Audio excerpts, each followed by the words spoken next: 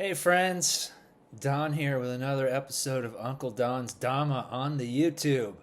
I'm Don, aka Uncle Don, aka Don with two N's. These are the names I've been given. Welcome to the channel. Glad that you made it. Real quick, this is this show is not a place to learn how to meditate, nor is it a place to be taught the suttas of the Buddha or Buddha Dhamma. Rather, it is a spiritual rest stop, a place to catch your breath on the Dhamma path while out there fighting the good fight, going against the stream as you do. And it is not easy with all that's going on out there in the world in 2026. Things be cray cray out there, do they not? Ugh. So, yeah, the world is the world. Welcome to the show, though, seriously. We had a full solar eclipse yesterday, not visible where I live in Central Oregon, but I did want to talk about it. I pumped it up for the last couple of episodes. I've been geeking out. This is not an astrology video or channel. However, I've been really nerding out with my favorite astrologers in preparation for the event as a great time for renewal and energetic cleansing.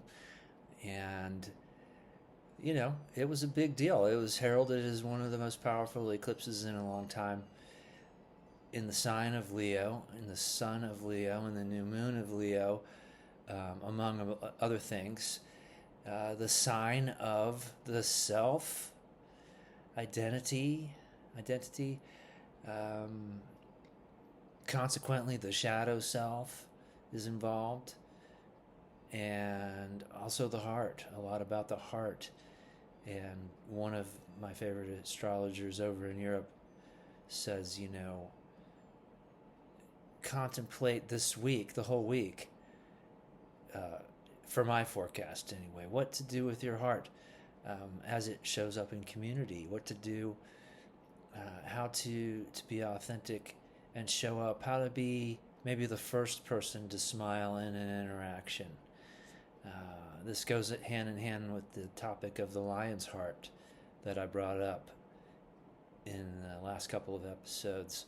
The heart of the lion, the dichotomies, this lion energy of, fierce generosity,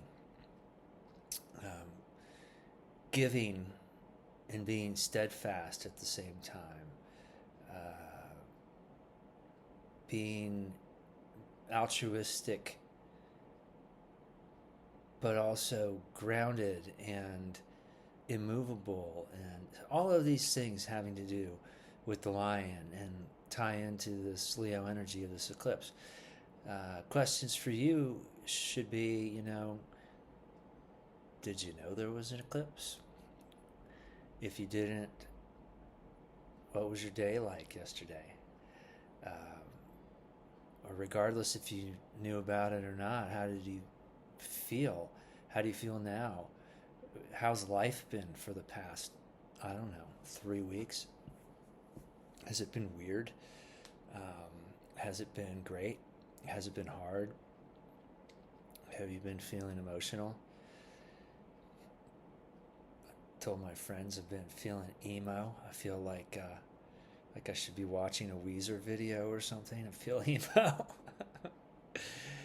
And did a little hike yesterday up in the high mountain lakes around my area, and did a little energy cleanse, and shed some tears. Has it been that way for you? And more importantly, did you want to shed some tears and you're afraid to? Can't come up with them? You want to hold them back? That's something to check in with yourself about. Again, this is not an astrology YouTube channel. It's just a little something been on the radar here for the last few episodes, and probably won't talk about it again after at least one more of these. So, questions, we can ask ourselves. This thing of the Leo, the sign of Leo, in an eclipse in it, questions our identity, questions our shadow selves. What's phony? Tough questions, but interesting, and so you never want to lose track of this being a Dhamma message. So in the Dhamma, we address anatta, which is the non-self, and that's pretty far removed from the way I would say we live in modernity in this modern world. Across the board, culturally, there's very little room for the philosophy of the non-self. This is the radical wisdom in the Dhamma and of the Buddha is, that's what he taught. Anicca, which I covered previously, dukkha, suffering, anicca, impermanence of all things, and the state of all things, being in flux, being subject to change, and of course decay and disintegration.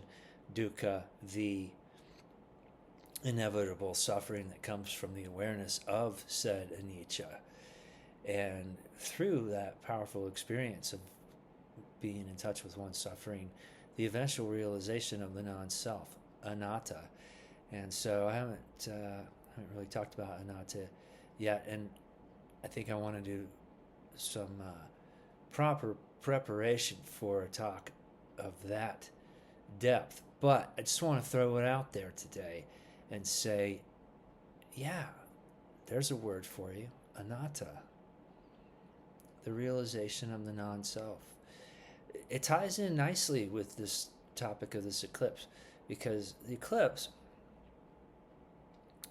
as it was explained to me with the deeper meanings from my favorite astrologers in recent weeks, there's this sort of subterfuge of going from, quite simply, I am, where am I, who am I, what am I doing, what matters to me, and a real Leo item is how I am seen.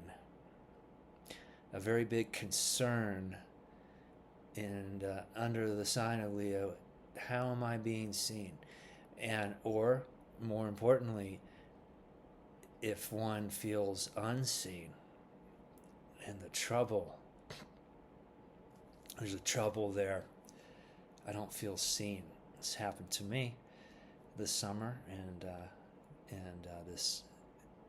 it felt this way in recent day leading up to the eclipse.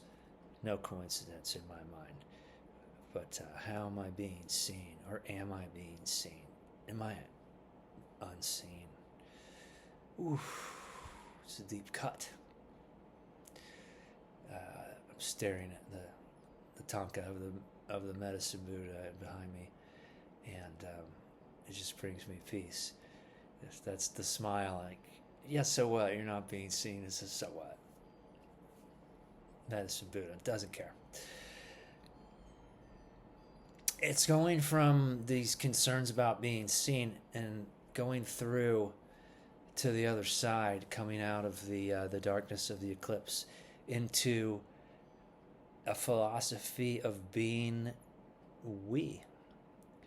So there is no not being seen when we are we. There is no how am I looking if it's we. There is no what could I do to be seen and heard, since I don't think I am, when we're in the middle of we-ness. I think I just invented a word. We-ness. It's oneness. So that's a great thing to contemplate here today, is I and an arrow pointing at we. Can we cross over? Can we go into the subterfuge? And it's great. It's great we've been focused on I leading up to these times. What am I doing it wrong? Can I do better? Where can I do more?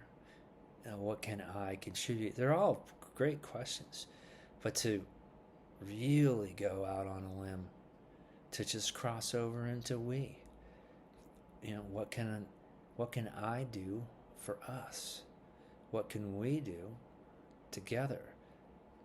What are we doing in any given group, in any given organization? Perhaps you have a team at work. Perhaps you're a parent, mother or father in a family with children, or extended family living with you in the style of life in Asia. Many people, many generations under one roof. So sort of teamwork. How can I be a better team member? What can we do better as a team? These are great contemplations. And anatta fits in well there.